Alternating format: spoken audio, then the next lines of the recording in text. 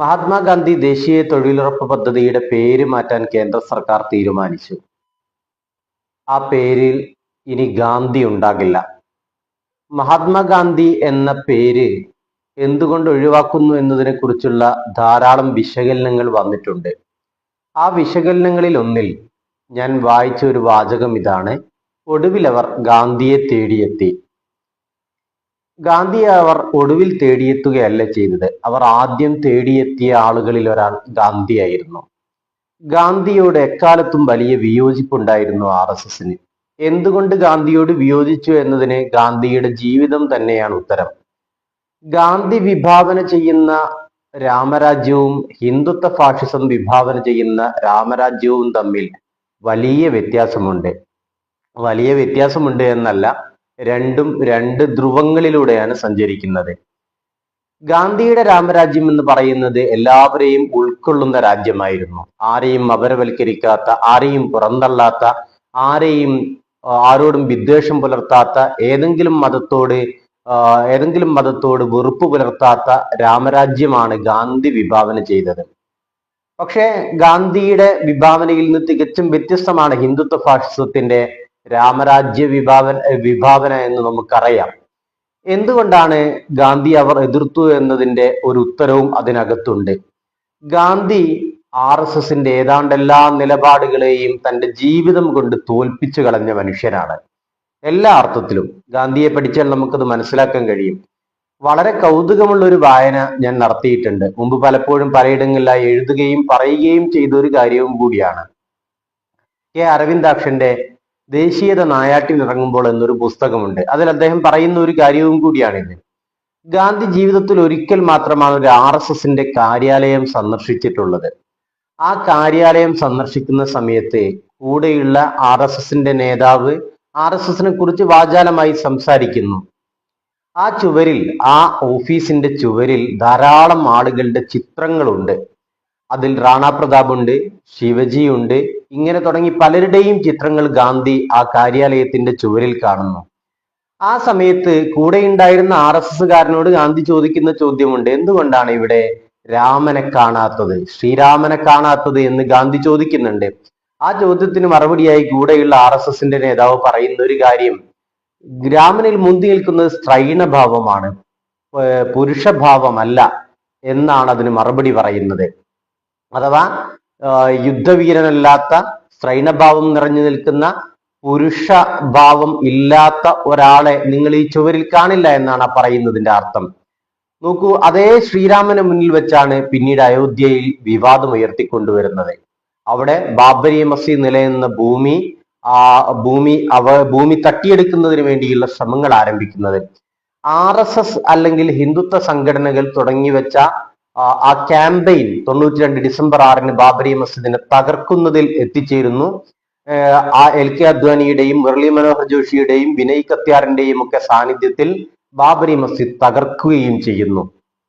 Hindutva fascism Babri പള്ളി തകർത്തെറിഞ്ഞ ആ ഭൂമിയിൽ പിന്നീട് നരേന്ദ്രമോദിയുടെ കാലത്ത് രാമക്ഷേത്രം ഉയരുന്നു. ഇത്രയുമാണ് അതിന്റെ സംഭവം. ഞാൻ പറയുന്നത്, ഒരു കാലത്ത് സ്ത്രൈണഭാവമാണ് മുന്തി നിൽക്കുന്നത് എന്ന് പറഞ്ഞ് മാറ്റി നിർത്തിയിട്ടുള്ള അതേ ശ്രീരാമനെ വെച്ച് രാഷ്ട്രീയം കളിക്കുകയും ആ ശ്രീരാമ ഭക്തന്മാരുടെ വിശ്വാസത്തെ മുതലെടുക്കുകയും ചെയ്തുകൊണ്ടാണ് RSS അല്ലെങ്കിൽ അതിന്റെ രാഷ്ട്രീയ രൂപമായ BJP പിന്നീട് അധികാരത്തിലേക്ക് ചുവട് വെക്കുന്നത്. ഗാന്ധിയെ കൊന്നതാരായിരുന്നു എന്നത് RSS ഇപ്പോൾ സമ്മതിച്ചു തരണമെന്നില്ല. ആ കൊന്ന ആളുടെ പേര് നാഥുറാം വിനായക് ഗോഡ്സെ എന്നാണ് എന്ന് അവർ പറയുമായിരിക്കും. അതിനപ്പുറത്തേക്ക് അയാൾക്ക് RSSുമായി എന്തായിരുന്നു ബന്ധം എന്നതിനെ കുറിച്ചുള്ള സകല ആഖ്യാനങ്ങളെയും നിരാകരിക്കുകയാണ് ഇപ്പോഴും RSS ചെയ്യുന്നത്. എന്തുകൊണ്ടെന്നാൽ ഗാന്ധി ഒരു ആഗോള പുരുഷനാണ്. ഇന്ത്യയിൽ ആണ് അദ്ദേഹത്തിന്റെ പ്രവർത്തന മേഖല എന്ന് വരുമ്പോൾ തന്നെയും അദ്ദേഹത്തിന്റെ സമരങ്ങൾ ആരംഭിക്കുന്നത് പോലും ഇന്ത്യയിലല്ല, അത് വിദേശത്താണ് ആരംഭിക്കുന്നത്. ദക്ഷിണാഫ്രിക്കയിലാണ് അദ്ദേഹം വർണ്ണവിവേചനത്തിനെതിരായ പോരാട്ടം ആരംഭിക്കുന്നത്.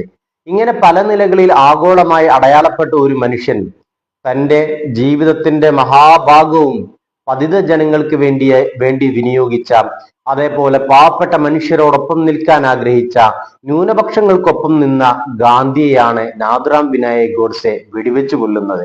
ഗാന്ധിയുടെ അവസാനത്തെ പ്രസംഗം നടക്കുന്നത് പൊതുപ്രസംഗം നടക്കുന്നത് ഡൽഹിയിൽ മെഹ്റൊളിയിലെ ബക്തിയാർ കാക്കി എന്ന് പറയുന്ന മുസ്ലിം പുണ്യപുരുഷന്റെ സൂഫിയുടെ ഖബറിനരികിലാണ് എന്നും ചരിത്രം പറയുന്നുണ്ട്. ധാരാളം ആളുകൾ സന്ദർശിക്കുന്ന ഒരു പ്രദേശവും കൂടിയാണത്. വലിയ പ്രാധാന്യത്തോടുകൂടി, വലിയ ബഹുമാനത്തോടുകൂടി ഇതര മതസ്ഥർ പോലും അവിടെ വന്നു ചേരാറുണ്ട്. അങ്ങനെയുള്ള ഒരു പ്രദേശം, ആ പ്രദേശത്ത് ആ നാളുകളിൽ വലിയ വർഗീയ കലാപം അഴിച്ചുവിടുകയും ആ പ്രദേശത്ത് താമസിച്ചിരുന്ന മുസ്ലിങ്ങളെ ആട്ടിയോടിക്കുകയും ചെയ്തു. ഗാന്ധി ഇതറിഞ്ഞ സമയത്ത് അവിടേക്ക് തന്റെ പരിവാരങ്ങളെയുമായി, തന്റെ സ്നേഹജനങ്ങളെയുമായി വരികയും അവിടെ സർവമത പ്രാർത്ഥന നടത്തുകയും നാട് വിട്ടുപോയ മുസ്ലിങ്ങളോട് തിരിച്ചു വരണമെന്ന് അഭ്യർത്ഥിക്കുകയും ചെയ്തു. എന്ന് മാത്രമല്ല, മന്ത്രിമാരോട് സംഭവസ്ഥലം സന്ദർശിക്കാൻ അദ്ദേഹം ആവശ്യപ്പെട്ടു. അവിടെ മക്ബറയ്ക്ക് കേടുപാട് സംഭവിച്ചിരുന്നു. അത് നിർമ്മിക്കുന്നതിനാവശ്യമായ, ആ നാടിനെ പുനർനിർമ്മിക്കുന്നതിനാവശ്യമായ സഹായധനം അനുവദിക്കണമെന്ന് അന്നത്തെ പ്രധാനമന്ത്രിയോട് ഗാന്ധി ആവശ്യപ്പെടുന്നതും കാണാൻ കഴിയും ചരിത്രത്തിൽ. അങ്ങനെയൊക്കെയുള്ള മുസ്ലിങ്ങളുമായി ഇടപഴകി ജീവിച്ച, മുസ്ലിം പ്രശ്നങ്ങൾ തന്റെ കൂടി പ്രശ്നങ്ങളാണ് എന്ന് മനസ്സിലാക്കിയ മഹാത്മാഗാന്ധിയെ ഇല്ലാതാക്കേണ്ടത് ആരുടെ ആവശ്യമായിരുന്നു എന്ന് ഇന്ന് ആര് തർക്കമുന്നയിച്ചാലും ശരി, അന്നത്തെ RSSന് തർക്കമുണ്ടായിരുന്നില്ല. ഗാന്ധിയെ കൊന്നയാൾ ഹിന്ദു മഹാസഭയുടെ ആളായിരുന്നു, തങ്ങളുടെ കൂടെ ഇല്ല എന്നൊക്കെ പറയാറുണ്ട്. അങ്ങനെയല്ല. ഗാന്ധി കൊല്ലപ്പെടുന്നതിന് മുമ്പുള്ള സഹവാസം ആരോടായിരുന്നു, ഗോഡ്സെയുടെ സഹവാസം ആരോടായിരുന്നു എന്ന് ചരിത്രത്തിലുണ്ട്. വി ഡി സവർക്കറുമായി എങ്ങനെയാണ് നാഥുറാം വിനായക് ഗോഡ്സെ ബന്ധപ്പെട്ടിരുന്നത് എന്ന്, ഏത് തരത്തിലുള്ള സൗഹൃദമാണ് പുലർത്തിയിരുന്നത് എന്നതൊക്കെ ചരിത്രത്തിന്റെ വിശകലനങ്ങളിൽ കടന്നു വന്നതുമാണ്. അവർ തമ്മിൽ അഭേദ്യമായ ബന്ധമുണ്ടായിരുന്നു. തന്റെ രാഷ്ട്രീയ ശിഷ്യനായാണ് വി ഡി സവർക്കർ നാഥുറാം ഗോഡ്സെയെ കണ്ടിരുന്നത്. വി ഡി സവർക്കറെ തന്റെ രാഷ്ട്രീയ ഗുരുവായാണ് നാഥുറാം ഗോഡ്സെയും കാണുന്നത്. അഗ്രാണി എന്ന് പറയുന്ന മറാത്ത ഭാഷയിൽ ഇറങ്ങിയിരുന്ന അന്നത്തെ ഒരു മാസികയുണ്ട്. ആ മാസിക കൊടും വെറുപ്പും വിദ്വേഷവുമാണ് ഗാന്ധിക്കെതിരെയും കോൺഗ്രസിനെതിരെയും പ്രചരിപ്പിച്ചിരുന്നത്. മിസ്റ്റർ ഗാന്ധി പോയി ചത്തുകൂടെ എന്ന് തലക്കെട്ടെഴുതി ലേഖനം പ്രസിദ്ധീകരിച്ച ഒരു പ്രസിദ്ധീകരണവും കൂടിയാണ് അഗ്രാണി മാസിക. ആ മാസിക നിലനിന്നു പോയത് ഈ വി ഡി സവർക്കറുടെ കൂടി സാമ്പത്തിക സഹായത്തിലാണ് എന്നതും ചരിത്രത്തിലുള്ള കാര്യമാണ്. അങ്ങനെ ഗാന്ധിയെ നഖശിഖാന്തം എതിർത്തിരുന്ന ഗോഡ്സെ എന്ന് പറയുന്ന മനുഷ്യൻ രാഷ്ട്രീയ ഗുരുവായി കണ്ട ഇതേ വി ഡി സവർക്കറാണ് RSSന്റെ ഹിന്ദുത്വ എന്ന് പറയുന്ന ആശയത്തിന്റെ പ്രോദ്ഘാടകനായി, അവതാരകനായി നമ്മൾ ചരിത്രത്തിൽ കാണുന്നത്. ഗാന്ധിയെ ആദ്യമായിട്ടാണ് RSS അല്ലെങ്കിൽ ഹിന്ദുത്വ സംഘടനകൾ പിന്തുടരുന്നത് എന്നോ, ഗാന്ധിയെ വീണ്ടും വീണ്ടും വധിക്കുകയാണോ, ഒടുവിൽ അവർ തേടിയെത്തുകയാണോ എന്നൊന്നുമുള്ള ആഖ്യാനത്തിലോ വിശദീകരണത്തിലോ ഒരു കഴമ്പുമില്ല. അവർ ആദ്യം നോട്ടമിട്ടവരിൽ ഒരാൾ നിശ്ചയമായും ഗാന്ധി തന്നെയായിരുന്നു.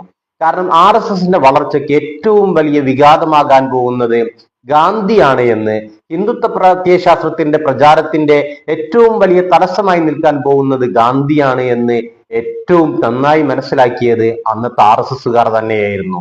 അതിന്റെ പ്രതിഫലനമായി കൂടിയാണ് നമ്മൾ ഗാന്ധി വധത്തെ കാണേണ്ടത്.